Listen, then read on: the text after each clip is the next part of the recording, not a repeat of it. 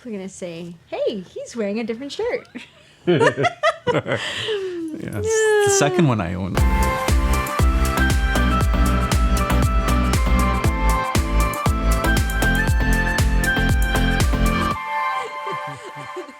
Hello, everyone. Thanks for watching today. We are glad you are here. We'd like to share with you a moment of panic that happened today.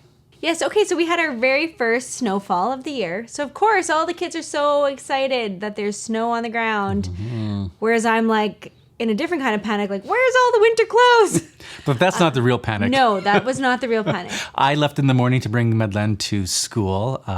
Yes. And then while I was gone, our son Jacob went outside to, play in the snow and to do a little bit of shoveling and stuff like that. And then shortly after, our daughter Christina went as well. I was inside with the little ones and I was doing a few little things. Our 4-year-old wanted to go out, so I let her go outside and I'm like, okay, we'll go find Jacob and Christina. And she couldn't find them. And so then I went out and I'm like, Jacob, Christina, where are you?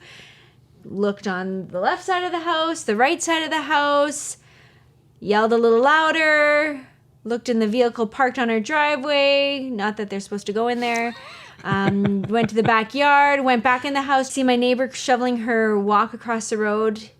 Leah, did you see Jacob and Christina anywhere? No?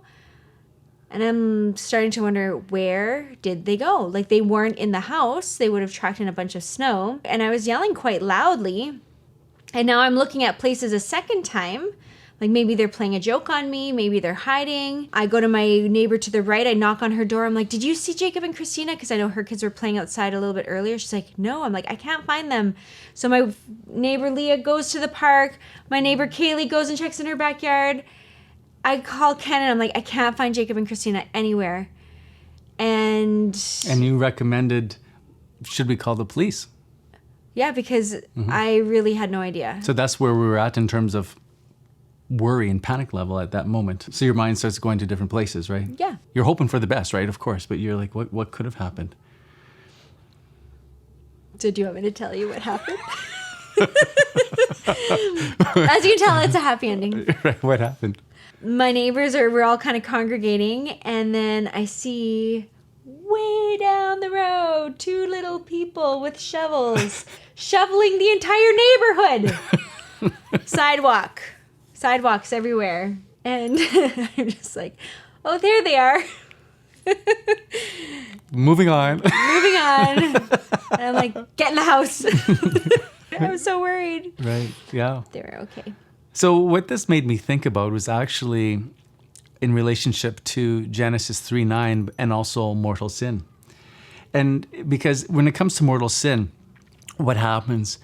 We lose the presence of God in our life. It's removed from us by our own free choice. Through a serious sin, we know it's serious, we do it anyway. Those 3 conditions, we remove ourselves from the presence of God. Now here we have 2 children that removed their presence from us. And for a brief moment of time, we were wondering, where are you? In fact, that's the very sentence you were crying in the streets, right? Mm-hmm. Where are you? And what is the tone of that sentence? It's not an angry tone. Mm-hmm. It's a desperate tone. It's a cry from the heart of love, saying, I'm missing the one I love. I'm not in communion. You're not in my presence anymore. Mm-hmm. And when we look at Genesis 3:9, what happens? What has happened? Adam and Eve have just taken the fruit, they've eaten, and they've removed themselves from the presence of God. And what do? They run and they hide. And the very first thing that God does is what? Does he come to them in anger, saying, give me what you've taken. You owe me. Give it back. Or make up for what you have done. The very first thing is that cry of love. Genesis 3:9, where are you? It's the broken heart of God crying out for the one who he loves the most, who has intentionally removed himself from the presence of love. And so here we are sometimes in the spiritual life, and we commit mortal sin in our weakness, in our silliness. And when we are in that state, of mortal sin. We are without the life of God. And sometimes we can get ourselves into this shame where we think that God is looking down on us, or that we are somehow unacceptable in the eyes of God, or that he could never welcome us back. But in reality, his heart is still crying out, as it did in Genesis 3:9, "Where are you?" This is the heart of God for us in our weakness. And now every parent, if you're watching, knows what it's like to temporarily lose a child. You're not sure where they are. We've all experienced that, and maybe some of you have actually lost a child. What's the first response that you have within your heart? It's not an angry thought. It's a desperate heart. It's a heart that breaks. And that is the heart of God the Father for you. One that never ceases to call us into communion with himself. So reflecting upon our experience today, that's what came to my mind. Anything to add, Janelle? I'm just gonna say, I'm never going to let them go outside by themselves ever again. I'm kidding. And that's the beauty of free will, isn't it? God always gives us a choice. Yes.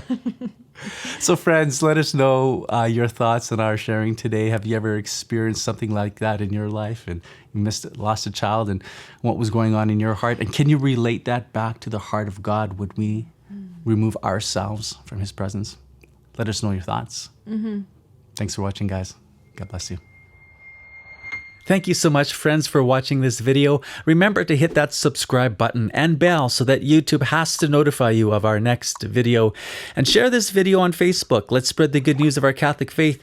And thank you so much to our Patreon members who have allowed us to make these videos possible. You guys are amazing.